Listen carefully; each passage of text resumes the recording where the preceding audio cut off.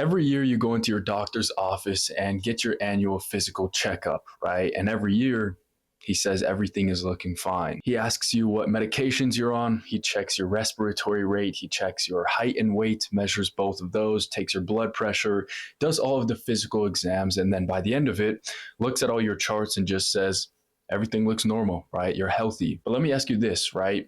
If everything looks normal, why doesn't it feel normal? Right? Why do you hit a wall with your energy and focus at 2 p.m. most days? Why do you get a little bit more winded than you used to when you walk up a flight of stairs, right? Why are you drinking more coffee and more dependent on it nowadays? Why is it hard for you to get good sleep at night? All of these things going on, if everything's normal, why doesn't it feel normal? Here's what nobody's really talking about, right? These physical exams and these annual checkups with your doctor, they're great, right? But they're built to catch any sort of diseases, right? Which is good. Like I said, you want to make sure that you're not actually going to catch any fatal disease, anything like that. But they weren't really built to measure any sort of decline. So you can be disease free and technically healthy, right? But you can still be aging faster than the other 40-year-old man when you're 40 years old yourself, right? And that's never going to show up on any sort of lab result. When it comes to longevity and sustaining high performance, of course, like I've been saying, these checkups are great. It's not like doctors aren't useful at all. That's not what I'm trying to get at here, right? You want to make sure that you are disease free, but at the same time, they're not checking everything, right? There are two specific health and longevity markers that I'm going to talk about today that are specifically explaining what you are feeling. And of course, neither of these are going to show up on any lab result, and most men don't even know what they are. Today, I'm breaking down both of them, right? What they are, why they're being ignored, and what they say about how many high-performing years you actually have left to give. So the first one is VO2 max, right? And this is basically your body's ability to use oxygen and convert it into energy. And in the longevity research, the grand scheme of things, this is the single best predictor in terms of how long you'll live and how well you'll be able to operate while you're still living. And it outpredicts cholesterol, blood pressure, almost every other marker on your lab results. And it's not going to show up in any of your annual physicals because it's not just going to come up from a blood draw. It requires actual output. And most doctors don't have any protocols to get this number, right, to actually test and see what yours is, and neither do most gyms. So here's the mechanism behind how this is all working and how it's affecting you. Your VO2 max declines at about an average of 10% per decade after 30.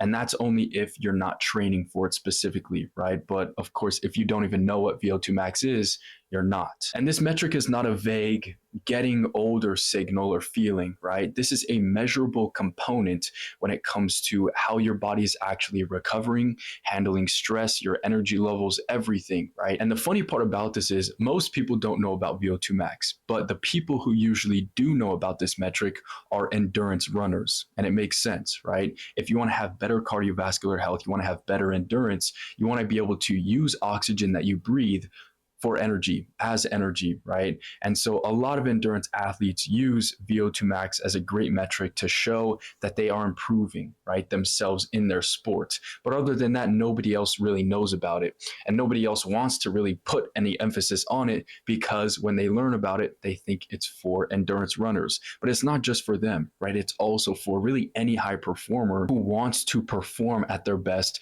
and who wants measurable, predictable results and progress over time. And when it comes to actually, again, improving and enhancing your VO2 max, it's very simple. I want you to think about a triangle, a pyramid, right? And so this is basically your cardiovascular health. And how you build your VO2 max is how you build the top of a pyramid. In order to build the top and the peak of a pyramid, you have to have a strong base. Otherwise, you keep trying to add to the top and it just crumbles with a weak foundation. And so again, slow zone 2 cardio, this acts as your base. You want to build a strong foundation with slower steady state cardio, right? And that's going to be your foundation. And how you build your peak, your VO2 max, is you do zone 4, zone 5, higher intensity cardio sessions. So you need both. It's not like you can just go out and do sprints, hill sprints every single day to try and grow it. That's going to cause your pyramid to crumble, your body.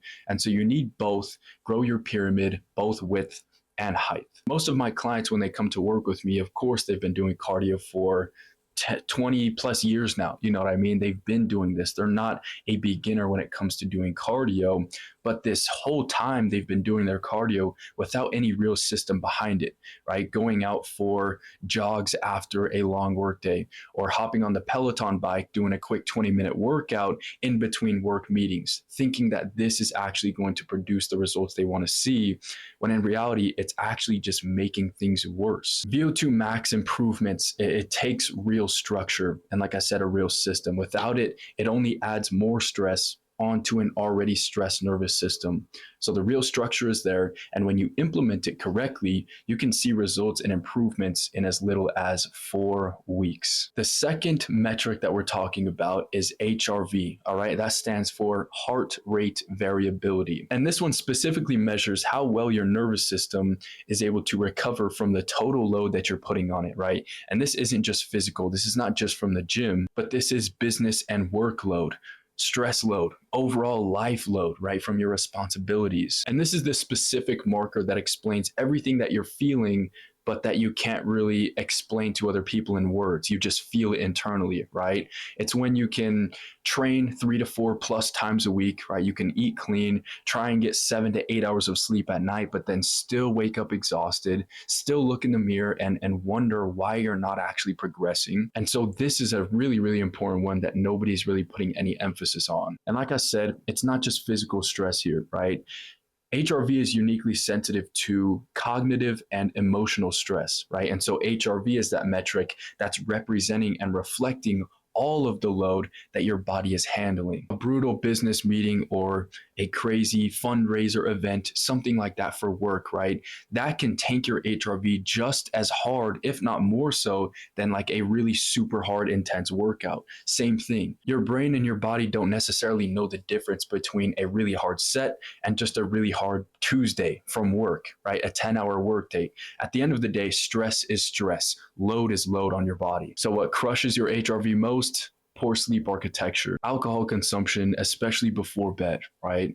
Unmanaged stress. You don't have really any stress management protocols in your routine. And also hard, intense training, working out of the gym, doing all this cardio without proper recovery protocols after. And then what builds your HRV over time is something like a specific parasympathetic protocol. So toolbox of your own that you can use when you're feeling your body that's getting and being overstressed, right? You have tools in your toolbox to get yourself out of that sympathetic stress state and put yourself back in that parasympathetic rest digest mode. Another one, of course, is structured recovery.